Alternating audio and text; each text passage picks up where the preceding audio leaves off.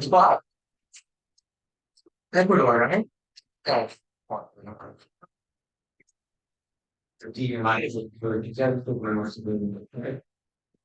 What's the thing about? I always I'm walking on the process.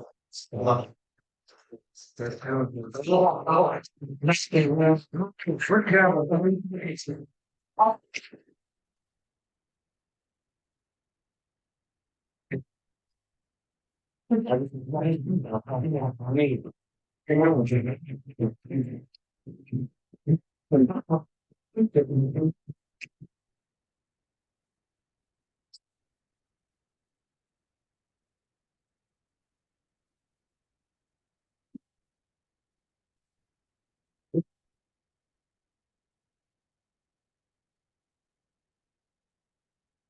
Gentlemen, what do you know? You can watch Suits already.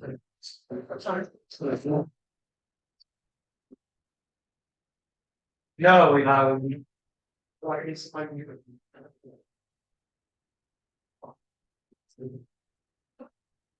yeah. No. She's nervous. I got cold scars now. You're guilty.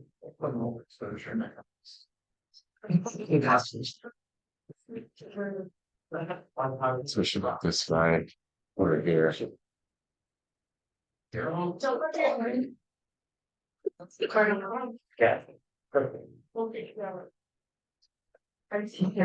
All right. Yeah.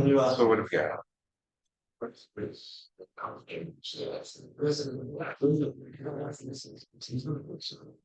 Okay, guys, this is our oh, David being an attorney. All right. All right. So this is a back day. I love trial days. My favorite.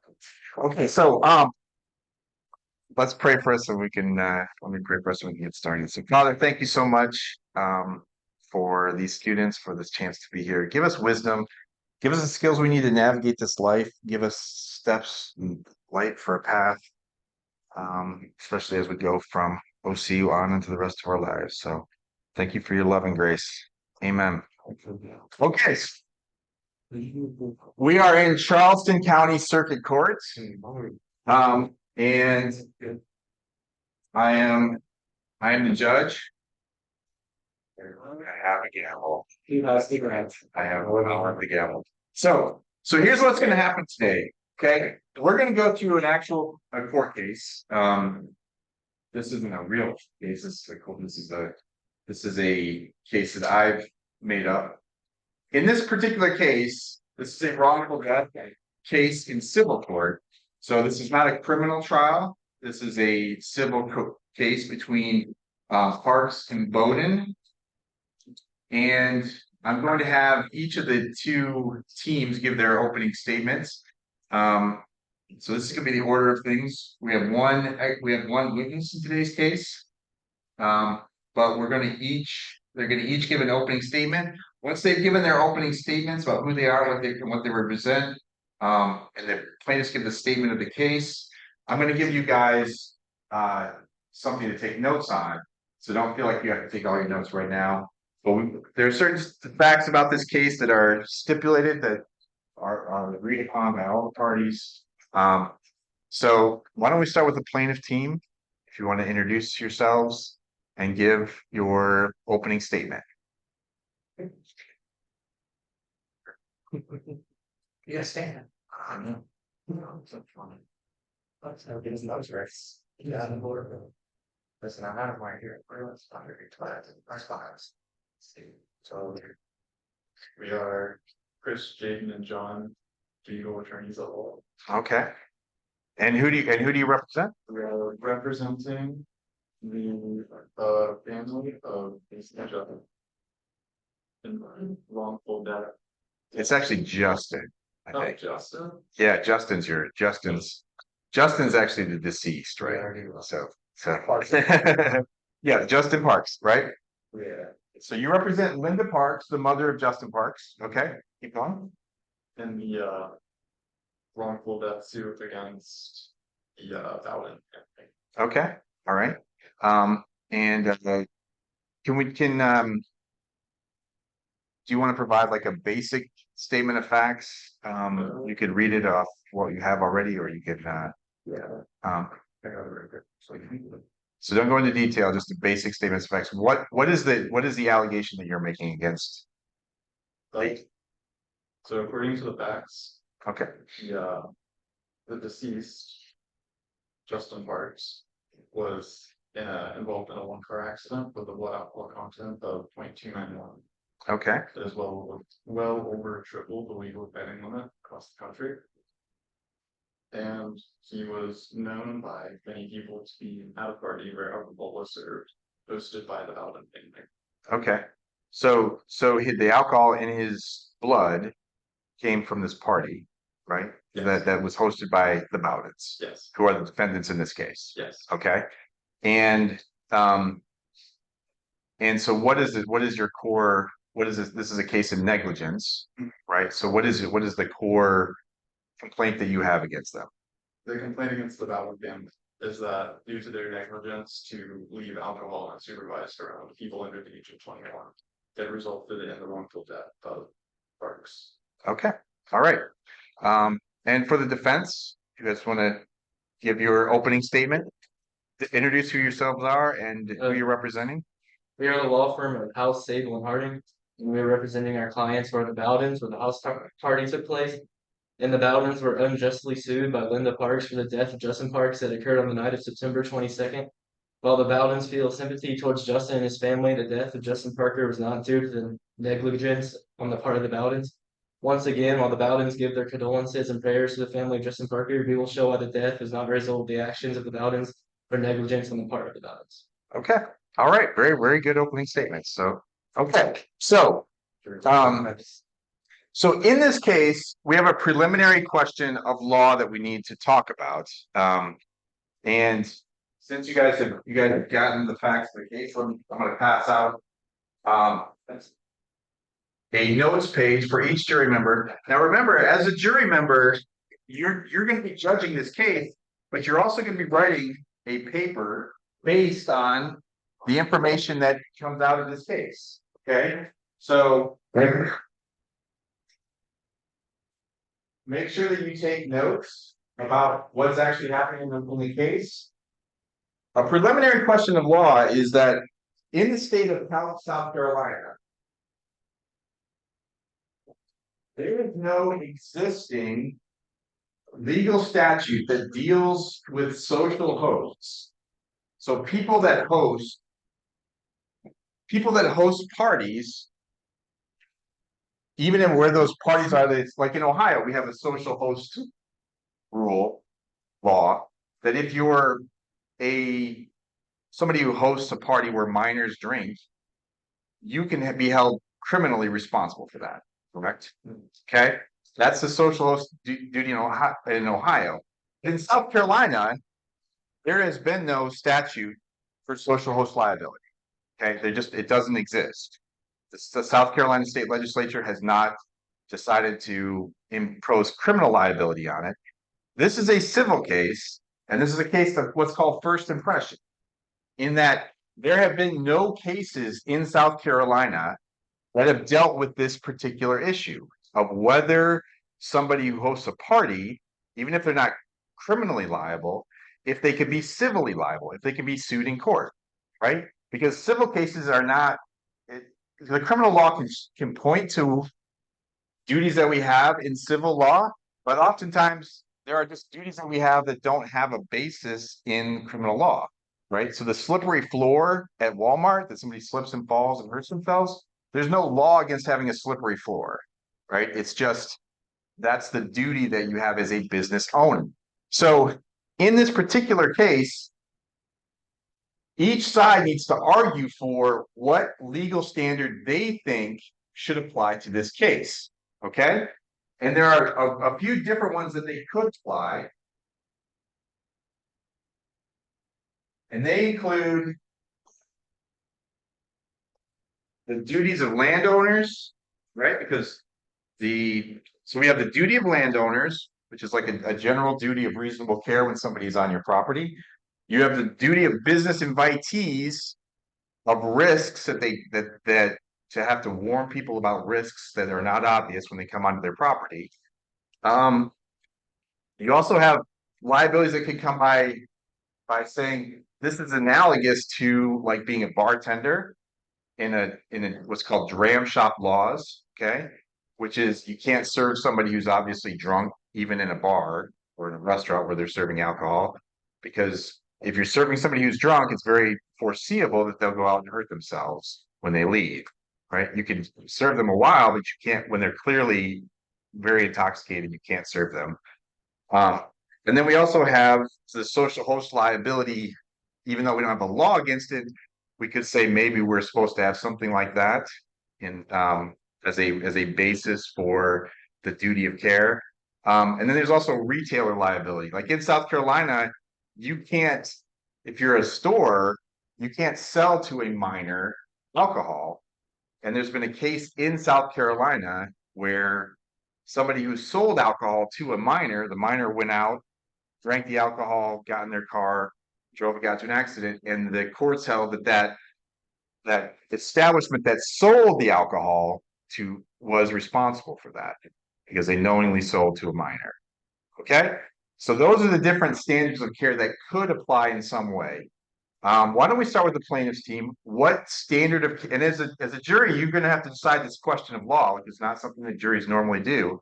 But you have to decide what standard of care should be the one that applies to this particular one. And I'm going to pass out this standard of care sort of thing. So, okay. So what the plaintiff side, how would you like to, what standard of care would you like to apply? Just one. You can have multiple ones. So what standards of care do you think are most applicable to this case and why?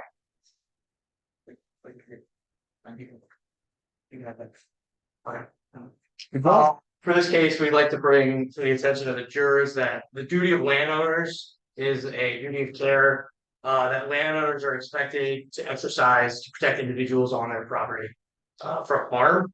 And then to compare from another state law, Ohio Revised Code Section 4399.18 allows a person who has been injured by intoxication to seek damages from an alcohol vendor if the injuries occurred on the vendor's property, or in this case, the injuries occurred off the vendor's property and the vendor knowingly sold alcohol to a noticeably intoxicated person or a person under the age of 21. Okay, so that the dram shop rules, so that's not in the South Carolina law. Yeah, But you're saying by analogy that so okay, let's do a couple things really clear here. So how old was Justin Parks? 19. He was 19 years old, correct? So your argument is because he's a minor status, you would like to look to the laws that affect minors for the standard of care that should apply. Okay. And so which sets of laws do you think would be the most applicable to this situation based on the reality that he was a minor when he consumed this alcohol? Landowners and social host life. So social South Carolina doesn't. So yeah, once again, this is a civil trial, so that you don't need a there's also so you don't need a specific law. You're just trying to establish what the duty of care is. So social host liability is a concept that other states have that you might think applies to this case. So what do you think applies to this case and why? The duty of care was that they were the landowners of the property that the actual party was held at. Okay. So they were responsible for any negligence seen or not seen, but had done at that party. Seeing as there were underage people drinking, that's one form of negligence. There's another form of negligence in the fact that they served a visibly drunk man. And there's another form of negligence in that they didn't take that visibly drunk man's keys or confiscate the keys or do any other thing to keep him from leaving that party when they knew that he was too drunk to drive a vehicle. Okay, so what you're so you're putting under the idea of like what's reasonable care for landowners includes all these different things things that they should have done that they did not do. Okay, And the basis for that is like the duty of reasonable care kind of encompasses some ideas from social host liability, some ideas from like the dram shop laws, and then some ideas from this clear being a minor and retailer laws. So something like serving a minor, basically, and not taking his keys, not taking proactive steps. Okay.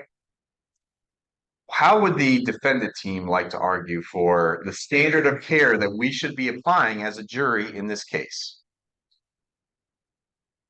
What do you think?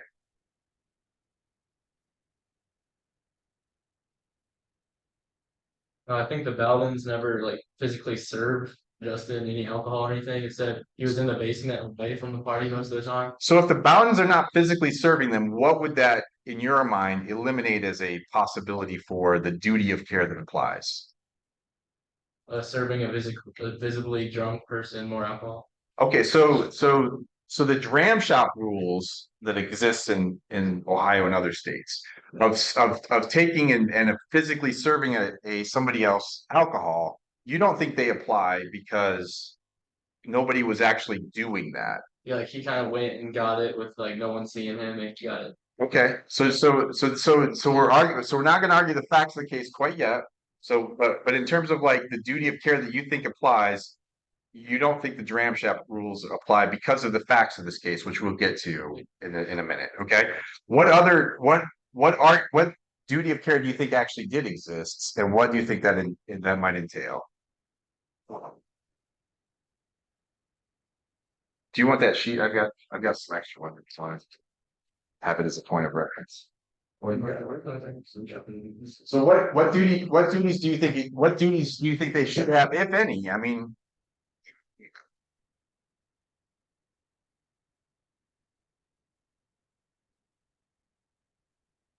Social host liability for minors. so you think they should or should not have social host liability? They should not, since it states that even if they negligently serve someone under the age of alcohol, they're not liable for any injuries caused by the minor.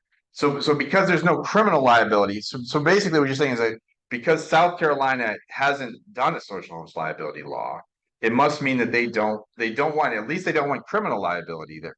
So we can sort of infer from that that social host liability is also not something that they've thought about conferring to people. Is that what you're saying?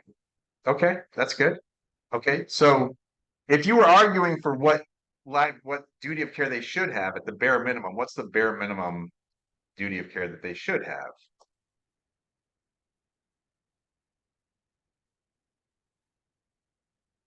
What do you think?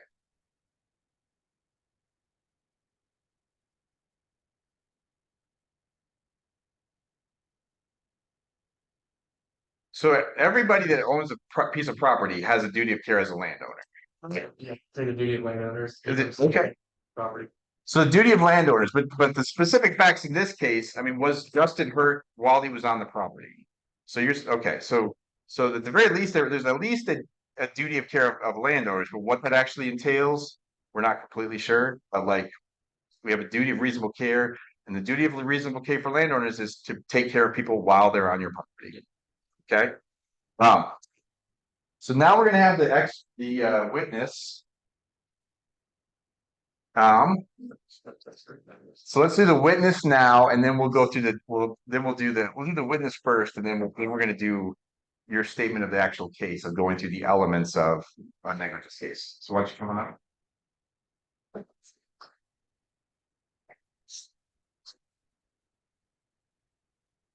You want to sit down? All right. Which one of you wants to be the one that cross examines or that examines the witness? Okay. So go ahead. Do you need a physical copy? Or- You got it? I got it right here. I need a copy. You need a copy. You do need a copy. Okay. So stand. Raise your right hand. Let's get you sworn in. Go ahead, counselor. You promise to tell the truth, the whole truth, and nothing but the truth, that God is your witness, the Christ is your Lord and Savior. I do. They don't normally say that last part, but this is Christian college, so I can say. All right. All right, go ahead.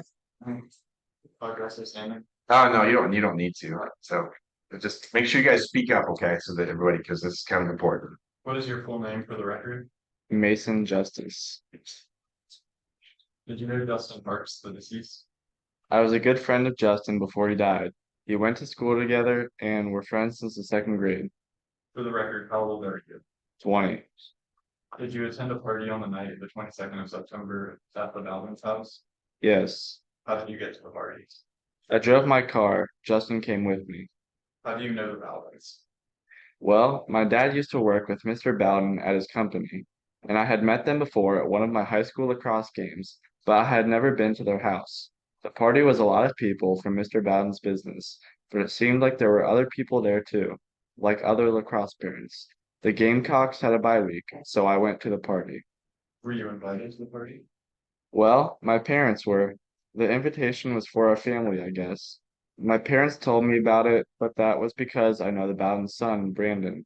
He was behind me in school by a year, and we played lacrosse together. Did they know you were at the party? Yes, they saw me when I came in. Would the Bowden's recognize you if they saw it?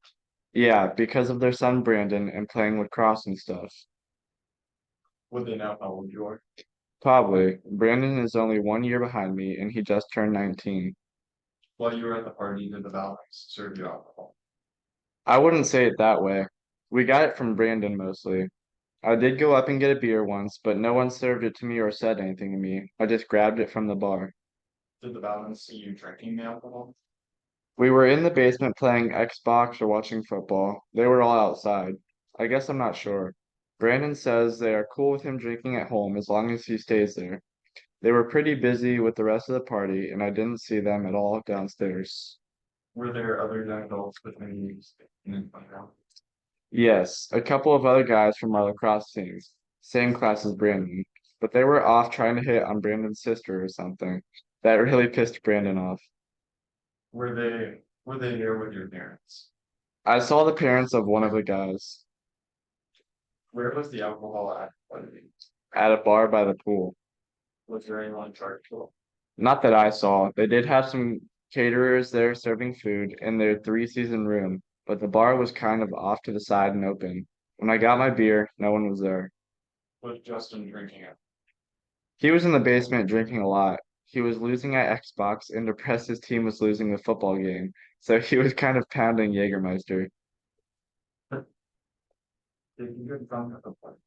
Yeah, he was pretty drunk. That stuff is way more powerful than you think, and he was drinking it like it was Gatorade. Were you drinking? I had a couple of beers early in the evening, but then capped off by 9 or 9:30. I had to drive, you know? When did you leave the party? About 11 p.m. The party had pretty much broken up by then. Did the Bowden's see you go? I saw Mr. Bowden when I got in my car. He was out saying goodbye to some people. I yelled goodbye and thank you. Did the Bowden's see Justin when he was drunk? Maybe.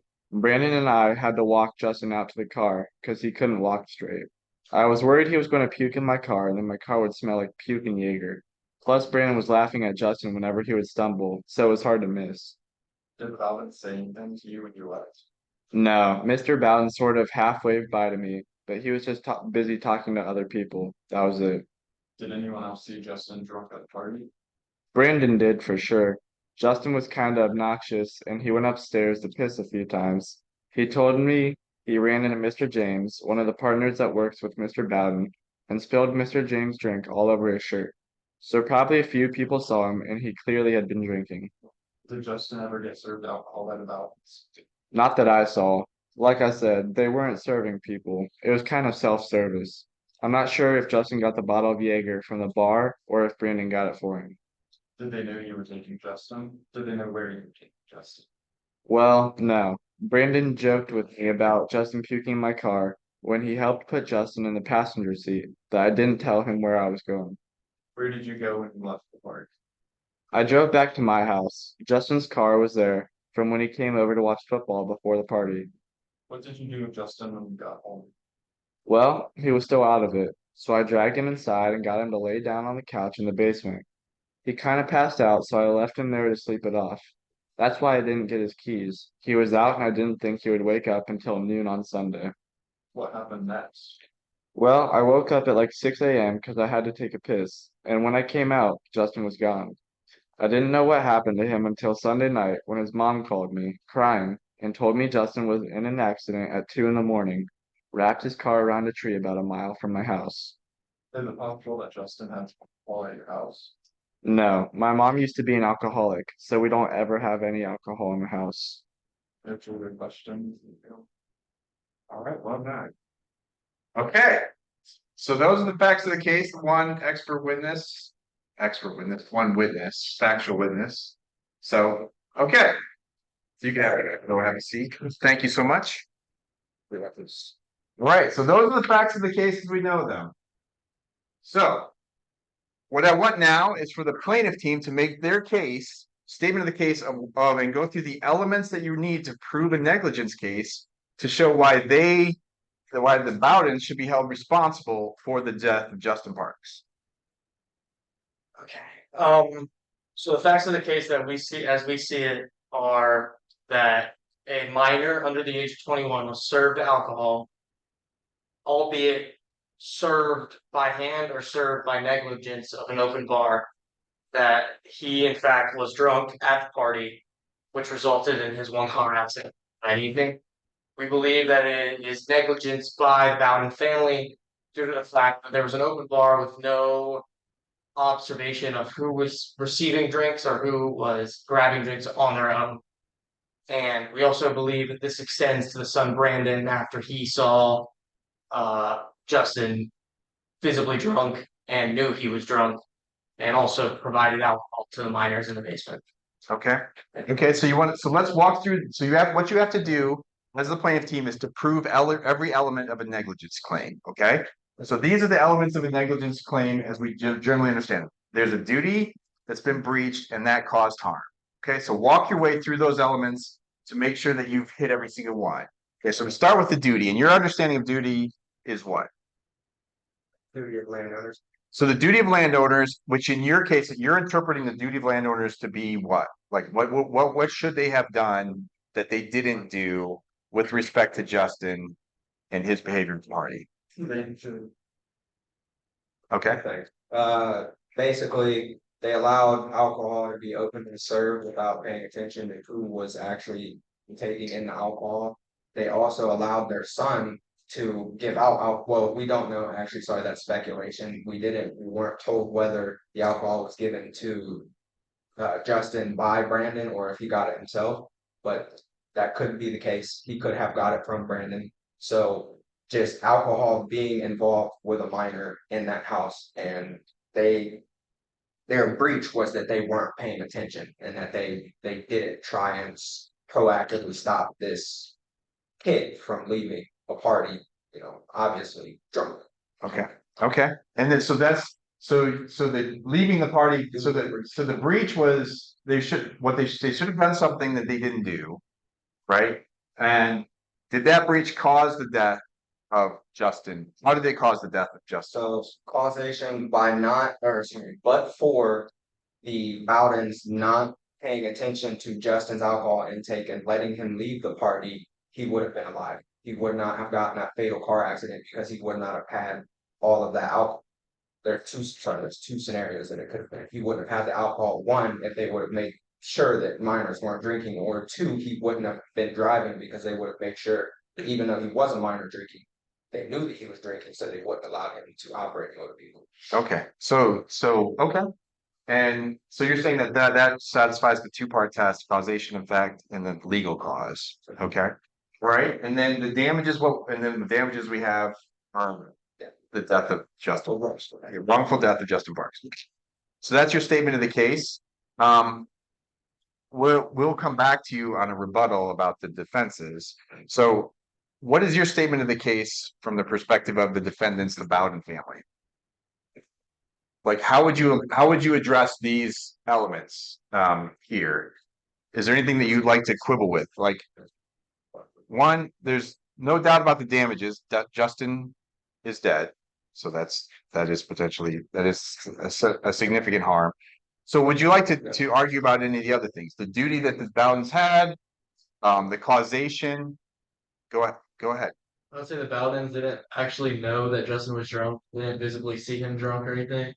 So they didn't know like they needed to keep him home. And then he also didn't drive home. He rode with his friend to go back to his friend's house. So he was never like his keys weren't even there, so they couldn't have taken his keys from him or anything. He Okay. left with his friend to go back to his friend's house.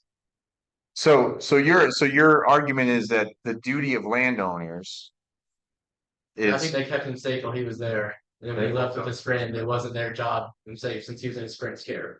so you're arguing so which you're kind of getting a little bit you're kind of getting so you actually are arguing probably the proximate cause, right? Like how being remotely connected. Is that something you'd like to argue for? Like in other words, causation, you have to have it's a two-part claim, right? First is the causation of fact, which is where did the alcohol come that affected Justin's driving ability, right? Which seems to be the alcohol did come from the Bowden's party. That seems to be established. Okay. But what about this idea of proximate cause? So were the injuries foreseeable or were they too remotely connected to trigger liability? How would you like to argue that as a case? Well, I think the Bowdens would see that when he was going to his friend's house, that his friend would keep him safe inside of his own house and not let him leave. That it wasn't foreseeable that he would go and leave his friend's house and drive his own car home. They would think his friend would take care of him at their house. So there are three different commonly held um defenses to a negligence case, right? One of them we covered in class was like assumption of the risk. The person that goes to the baseball game should know that there are baseballs that fly out of the field of play and into the stands, and that's a potential risk, and that you voluntarily assume it when you come into a baseball stadium, correct? So, of these three defenses to a normal negligence case, which of these do you think apply to this particular case, and why do they apply?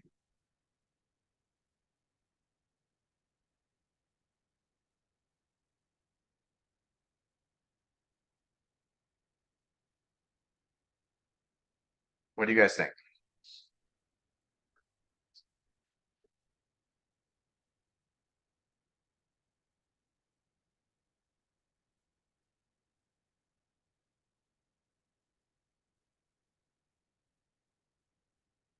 We say that the superseding cause is the main.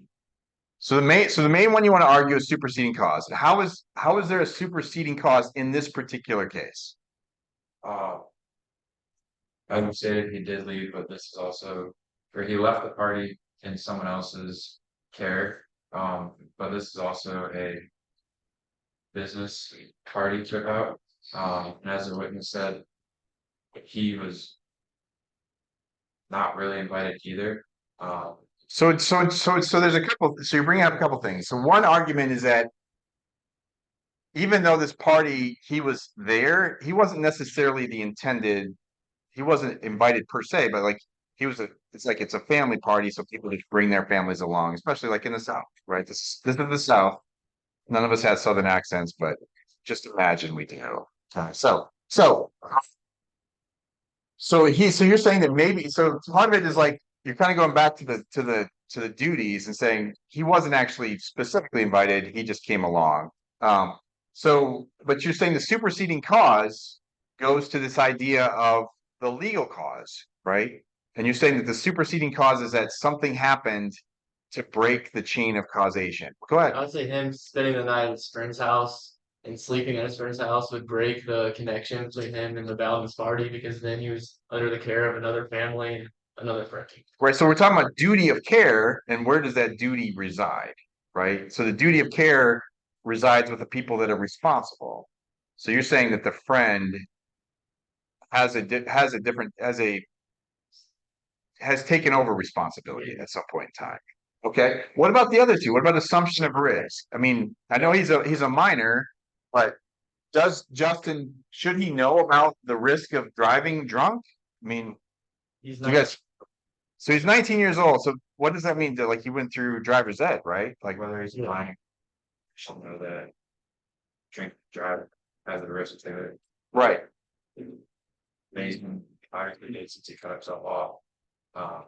So you have somebody who's a similar age to him who was able to show that he understood the implications of drinking and driving and was responsible to not do it. Okay, so that kind of lends credit this idea that maybe there was an ability of him to assume the risk, and and then what about contributory negligence? Is that something you want to argue? You don't have to argue if you don't want to, but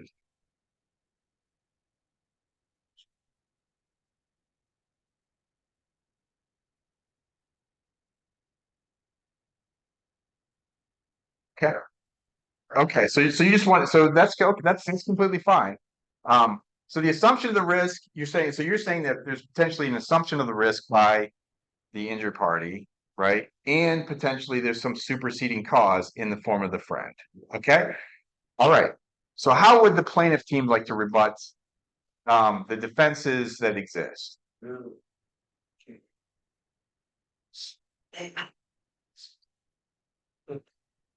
I'd like to argue against the assumption of risk first, because when it comes to ingesting alcohol, it lowers your inhibitions, and there's no way that you can assume anything that you after that from the state. So the act of ingesting alcohol diminishes your capacity to make the very decisions to assume the risk in the first place. Risky activity, driving while under the influence after he had already ingested alcohol. So in other words, like, so it's not the case of like the sober mom that goes to the baseball stadium. Yeah. This is like somebody whose ability to even make decisions has been completely altered. Okay. And what about their status as a minor? How does that affect the way society as a whole views intoxication?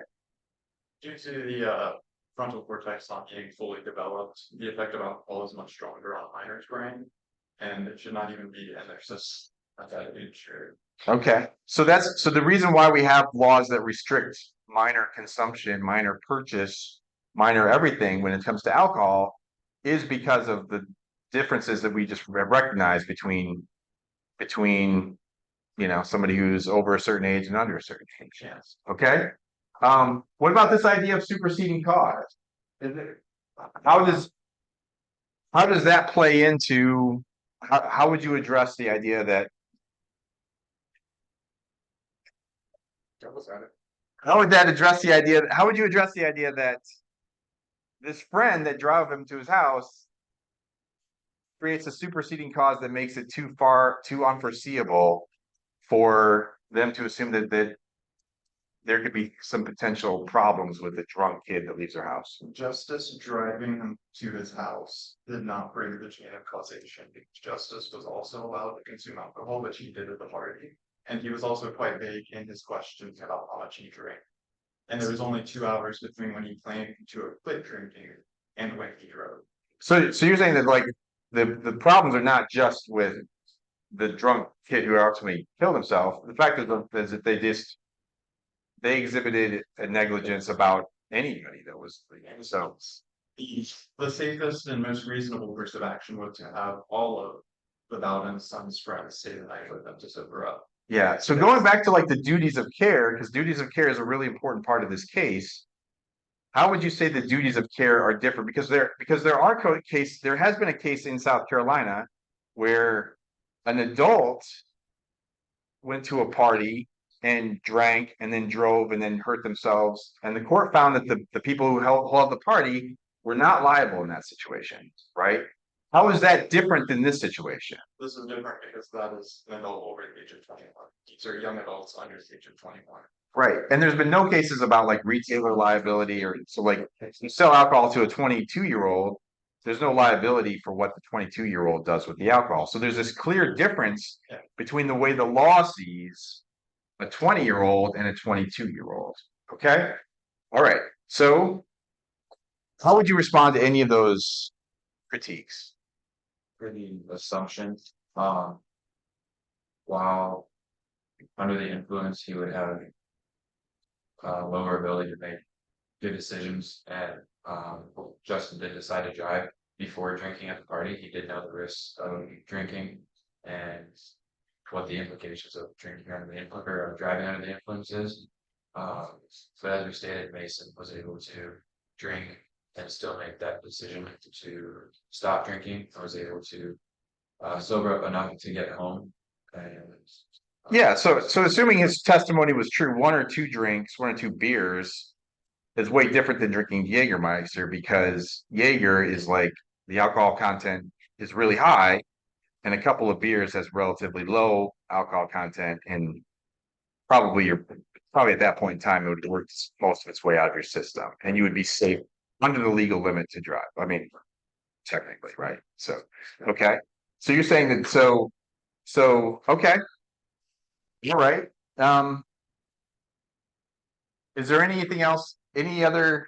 So before I get you guys to your closing statements about why you think your side should win, is there anything else that you would like to add about the superseding cause, that anything that they just brought up, or the other side? Yes. So saying that they only had 1 or 2 drinks, he didn't say that. It's very vague. He said he had a few drinks. He didn't state how many drinks he actually had. So you can't take into account how many drinks he had when he didn't state how many.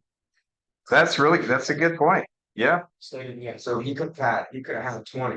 Could have been lying. Never. He- Yes, when he said he off by, he said he had a couple earlier in the evening, capped off by 9:30. So yeah, you're right. No, that's It's not constant for drinks. That's a company sharing this context. okay. So those are all good points. And then what's your response to that? Right, we could have asked them exactly how many he had. Well, they could have, but that's they can't do that now. So, but what other is there anything else about it? But the fact is that he was able to successfully. Actually made it home, and then Justin was under his care.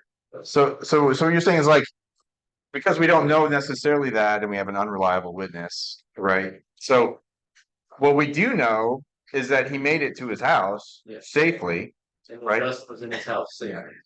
So they arrived at a destination and both parties were safe at that point in time. And so that's why you're still arguing for the superseding, right? That this breaks the chain of causation.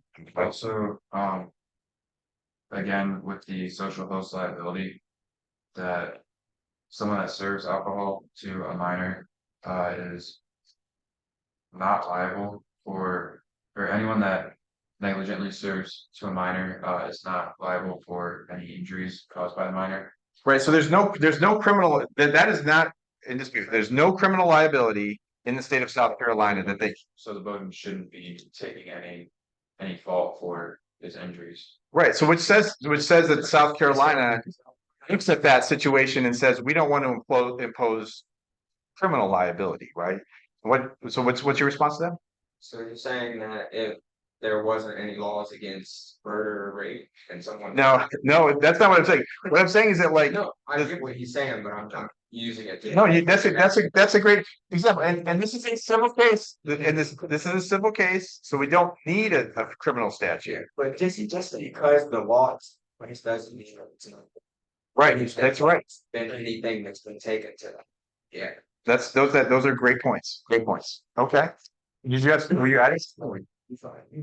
So the Bowden had the responsibility to prevent minor consumption of alcohol.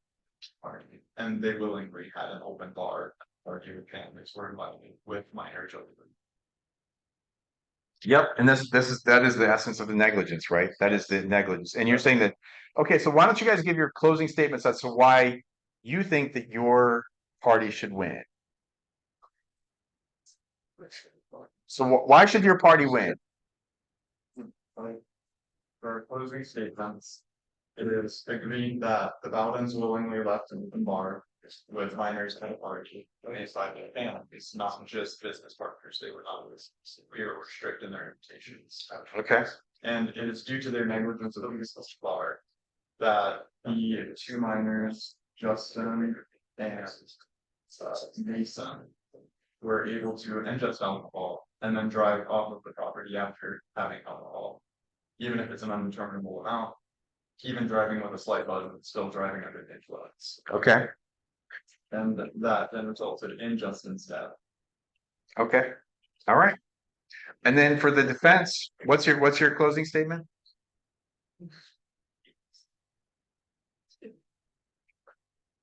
So, if the Grant's family would have taken the keys from Justin, he would still be alive and they would not be blaming the Bowden family because we feel like it has no connection to the Bowdens because they was no longer there with the family, that they was more on the Mason's family and he was under their care. So we feel like with the Friends family, they should have taken his keys when they got back to their house. Okay, okay, and so that's what removes the liability from Bowden's family, okay. Right, so what we're gonna do, okay, so you guys have heard all the arguments, to and fro, back and forth. What we're gonna do now is I'm gonna break you guys into 3 different jury polls, okay? And I'm just gonna do it the old fashioned way, so 1, 2, 3, 1, 2, 3, 1, 2, 3, 1, 2. Okay, so each jury has a piece of paper that you have to fill out. And these are your jury instructions, your jury 3. Okay, I'm gonna split you guys and you're gonna go, we'll go 1 in that corner, 1 in that corner, and 1 in this corner. Here's what you have to, as a jury, decide. First thing you need to decide is, did the Bowdens owe a duty of care to Justin? And if so, what was the duty of care that should be applied in this particular case? What is the question of law? Okay, and you have a list on the back of this page that have the different duties of care that could apply to this particular case, and you have to decide which one you're going to apply as a jury. Okay, the second thing, once you have the duty of care, did the Bowdens breach that duty of care? And were those actions both the actual cause, the cause in fact, and the proximate or legal cause of the death of Justin? Were there, and even if all those things were true, were there any defenses that would, even though the Bowdens caused the death, so to speak, was there any reasons why they should be let off the hook from a liability perspective because of the defenses that would apply? And those are the defenses that are up on the board right now. Did the plaintiff suffer harm, and who ultimately wins this case? Okay, so go ahead and break out into, what did I say, 1, 2, and 3. We go through jury, decide on the case, and when you have all decided, we will come back together for kind of a final debrief, okay?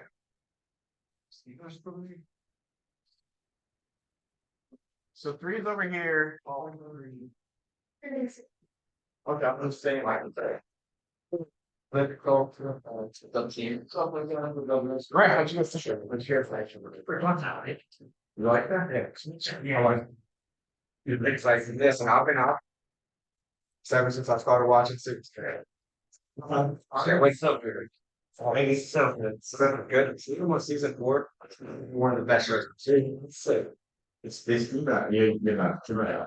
Netflix too. It's on Netflix. It's on this. Oddly enough, for a drama, it does have a decent amount. Like, cause I looked up some of like the regulatory case law that they were talking about. Actually, they just did a decent job of research. You know, I should.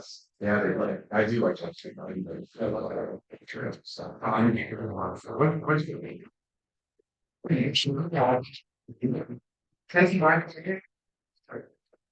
So you were. Did you wrong? And he said yes. Can you identify that? He says, can the jury know that this is actually my client? Oh my goodness. How is this conversation? Anchor. Yeah. So, so for you guys, we can come back here.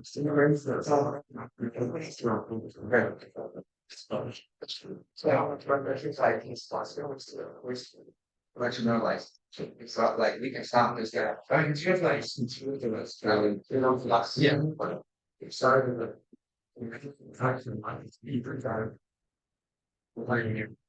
But trying to think. Yeah.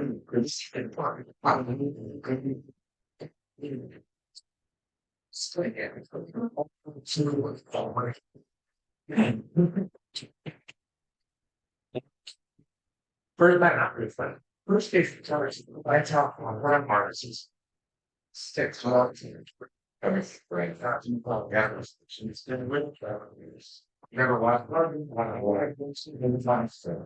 I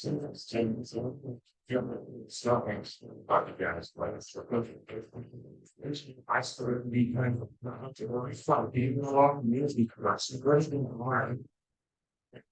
Hard to fight for. You know how to play there. Cry a lot. Which is on. So I play Watching a certain way, it shows the development of each cartel and how this. So if you watch like a fighting person, it's a Sunday and Mark there's always like things where it's actually like nice jury offers. I love it. It's like more than six more. It's like for fans and it's like something. So you go down, really go down, and places this big plate of those food shares rooms, like 50. And then the attorney comes out, the prosecutor answered on the prison hearing, and it seems quite a Walter White. Watch guys so really high. Basically, it's and I'm a model after Like I broke off her face. There was another thing. You want to class the issues. it's him. He can be so he needs to really found and you will To put up in a hotel room.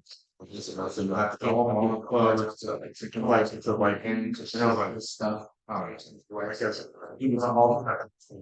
And it's for sitting there multi things. waiting for what's going to review for the council of Germans to see if they can that. And It's crazy. wait, I'm just like, oh, yeah. It's a lot crazy. The big guilty to charge. So we got to all around. Once I have to pretty sorry. A little bit of this. It's pretty much taking time and that's 20 guys. Then, shares beyond the fault for now. That one. Okay. It's a two seasons in us. Like, do you know what the Dolphins do? I got picked for the jury in Delaware County, and it was like an all like a big court date. And so then everything went on lockdown in like mid-March, and I was still in lockdown, so like so like that was a one good. Yeah. Like, they stare and say, It's not that hard.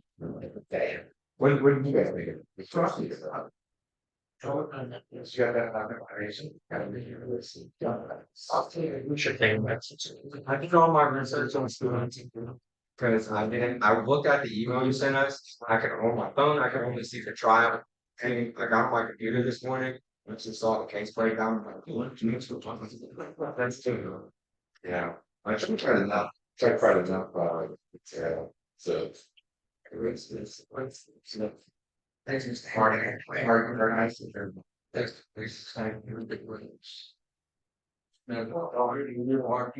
They have that savings and spending. Then again, That's a big one. it is, that's what's, look, when you're going to trial, it does not allow with actual work material. It's not, it's terrible.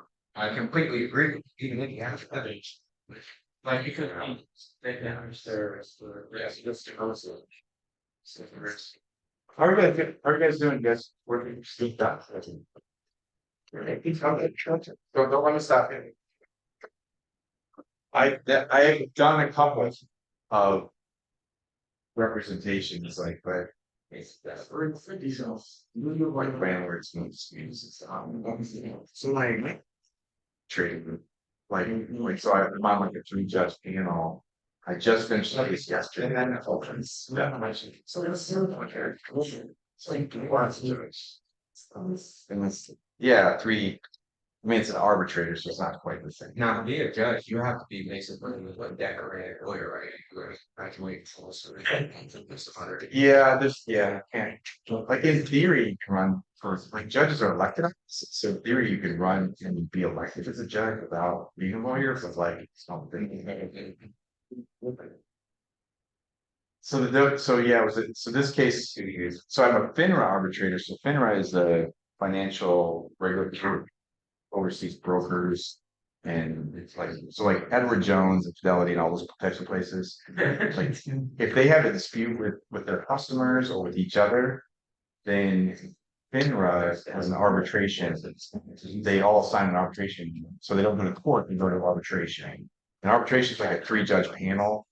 And because I used to work in that industry, like I'm the industry person, and there's two other people that are just like generally like attorneys or managers that just sign up for this process. And they argue their case in front of us, and then we deliberate and come to a decision. But this was a big one over the summer. It took like 4 days, I think, of testimony and all this stuff.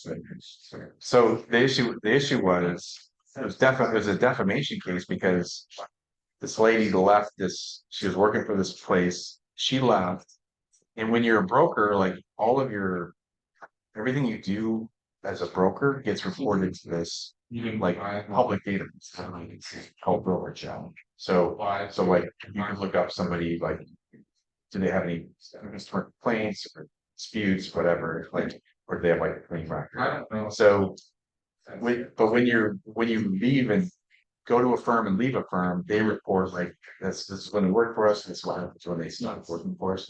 When she stopped working there, she resigned, like retired, basically. She was going to do something else in the securities industry from the firm.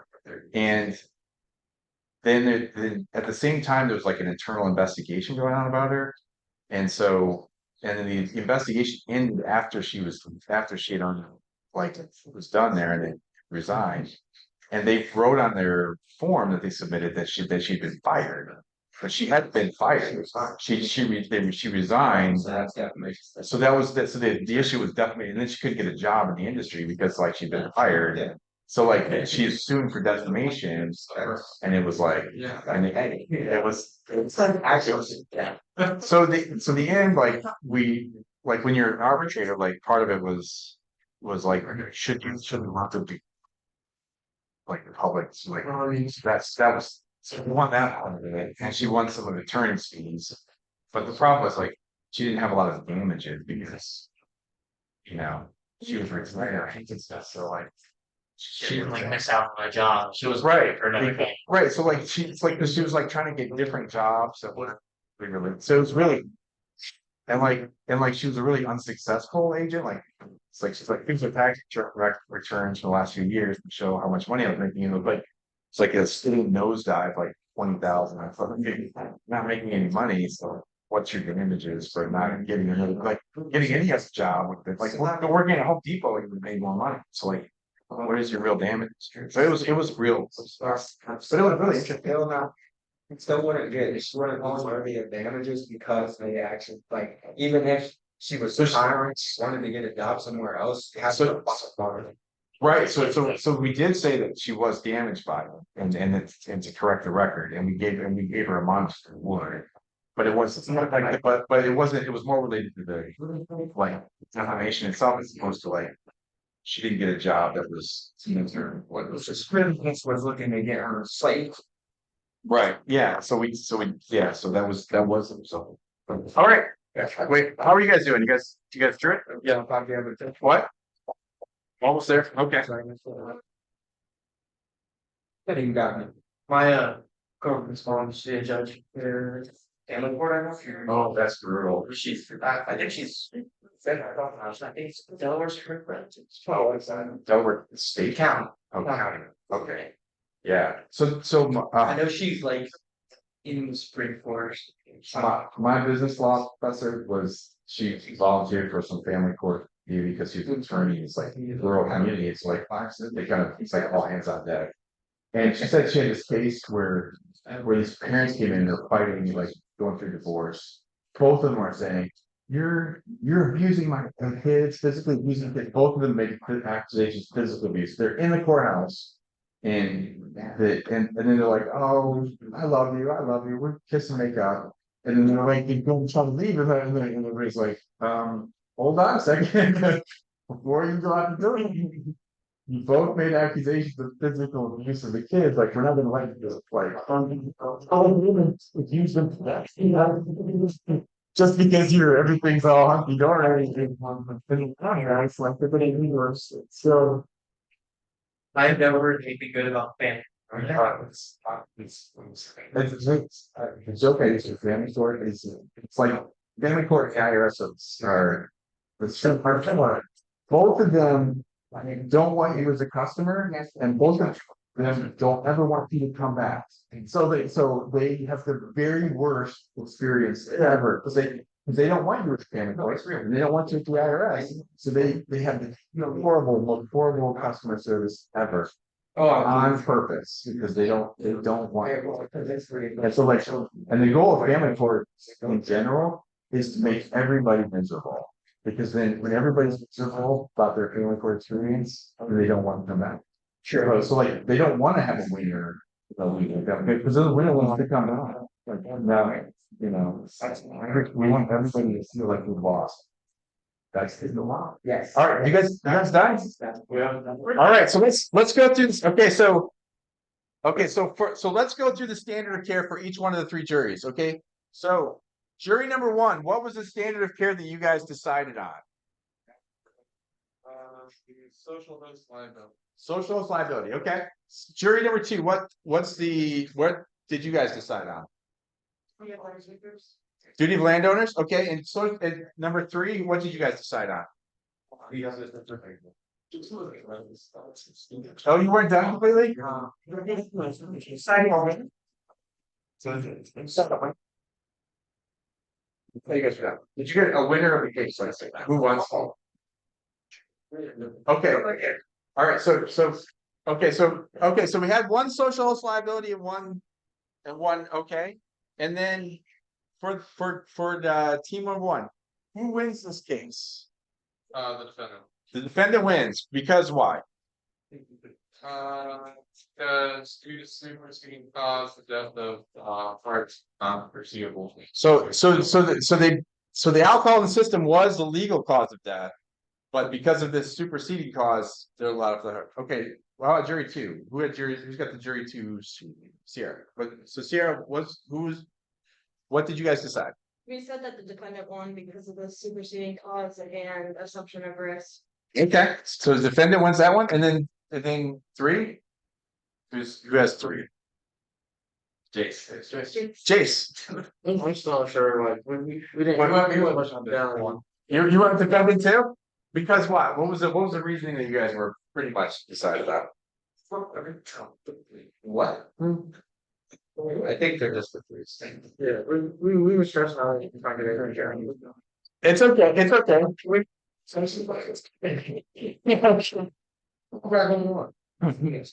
Just. All right. So the superseding. So basically, it sounds like the overwhelming. Okay. So what did you guys think as a jury? What were your deliberation? Did anybody disagree with the way their jury was going? Yeah. No. Was it? Wait. Somebody who disagreed? No. So that's No. No, but everybody you just like got together and it was all just like kumbaya? Really? So that's what they. Hopefully mom did do. No, wait, nobody thought that the Bowden should be liable? Not at all. Actually, they are so if I don't know. So basically, I just like what was like the relying factor in you guys saying that I mean, Assumption of risk was one of the implications of facts and a defense of negligence. And then they argue back the ability to make decisions was not normal because one is minor and they were drunk. And then they argue back again that Mason, who a year younger, was still able to know like when to stop it. What she could have done. I thought that was so that was kind of so you actually it's like an assumption of yeah, what did you have, man? so this is gonna sound really silly, but like the superseding cause, kept saying that like there was superseding cause because he had went to the friend's house. So like I don't really understand why the lawsuit was against the Bowden team, not against. So yeah, I mean that's like the ultimate sort of like it's like you're swinging the wrong people. And there is an element of what so how does that make sense? And so okay, so the reason why what you guys so the reason why this was like a 50-50 case on that, even though you guys decided it wasn't, was because like in the law in general, like when you're a minor, if you've got alcohol in your system, they trace it back to the people that gave you the alcohol. What am I saying? I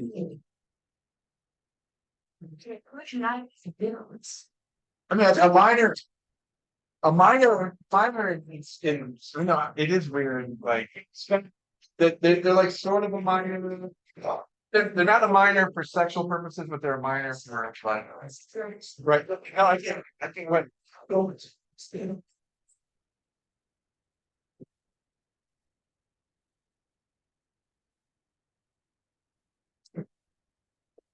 So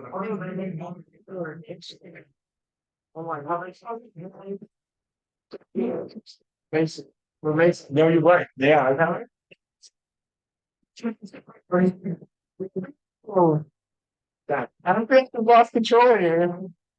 Okay, so, first of all, did you guys like this as an exercise? So, if you ready, just say it. Okay, so. All right, so let me tell you how this is gonna work. Did you have something you wanted to add? Your hands up. Couldn't they end up taking this family support instead? Like, couldn't the couldn't Really hard case last week. the Bowdens without arms and even on property, they were the ones who Yes, but the alcohol that he had in his system wasn't from them. I mean, it was a convenience. I mean, he was caretaking them, but like his responsibilities are not. If somebody's like passed out on your couch, what you've kind of done your duty. You know what I mean? Like, I mean, I mean, so there is a, but yeah, in theory, there might be a duty there, but it's probably, but like it's like you never get a jury to convict anybody, or to say there's like. Let me tell you how this works from this point forward, okay? So, okay, so your first paper is this case, okay? So you guys have to write, and this is what I'm going to give you in your email, okay?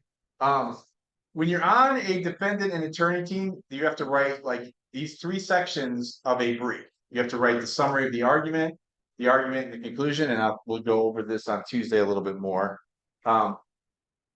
For the jury members, this is what you get. So the paper is halfway completed when you get it. You don't want to, right? So you get the summary of facts and the issue to be decided. What you have to do is give your analysis of the standard of care that's going to be applied in this particular case. Your analysis of applying that standard of care to the fact of the case, and let's be real about a conclusion. Okay, each one of you are going to have like a grading matrix that applies to it, and I'm going to test this out. Actually, see. I use a grading matrix. Okay, this isn't like how I feel about it. Like it's very, very broken down. You have to address certain elements. In the case of jury decisions, you have to address all the major elements of a negligence case and the defenses that apply. Okay, so you'll have a copy of like what it is that you need to do. You can get started on this papers over the weekend if you want to. But we're gonna come back and revisit this a little bit more on Tuesday. It won't be due for a couple weeks, like at least a week. I'm gonna tell you about my grading. I'm super generous in class with all sorts of like points and here's your chips and all the stuff. I'm a really hard grader. Okay, really hard grader. But I send it back to you and give you the opportunity to make changes and resubmit it.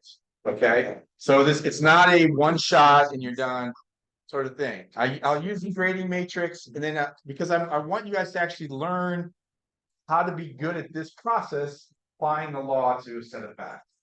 That's my goal. Okay, so I spend a lot of time doing that, and you should be good to go. They don't got it. Okay. In addition to that one, let's take one of these. This is a copy of No, so let me see, yes. Why? Like, I think it's a bit like, it's obviously, you see him too. One thing, this is all I can barely become. I remember 5 months, like, trying to keep it. I'm. We have, whatever you say. We got. I'm. But it's not important. Yeah, all right, so take all those papers with you, and you said that you want, it won't be due until like a week from Sunday, but you can get started on it if you want. I do need out for you, just the fact that, like, you guys like it, you guys take the trials, it's like, so, all right, well, we're gonna be doing. Something. now. Yeah, please, now. I mean, I probably would speak. Yeah, just doing it, like, let's go see the news. We're gonna watch it. Right, where, what, and where, sales. We're gonna remember the patients, it's. They do for non-appointment equipment, it's like. Everything. Let's get that. So. These are all like. So, so stage moving Bible range. Right, this is taking my man. So that's why we take a break. You got it.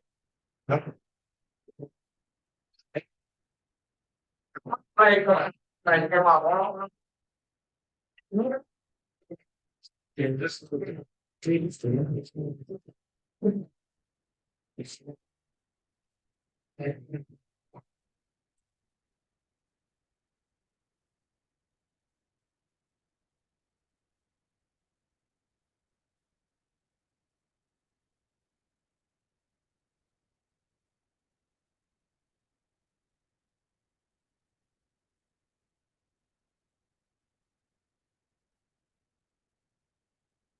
Yes.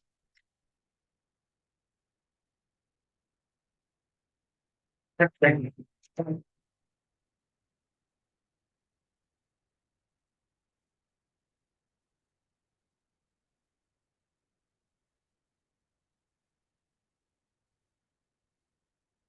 See my email. I did. When are you available, like this weekend? This weekend? 1 hour. Well, let's use the console. Say sound like no games, no like 3 hours. I mean, it should be any time.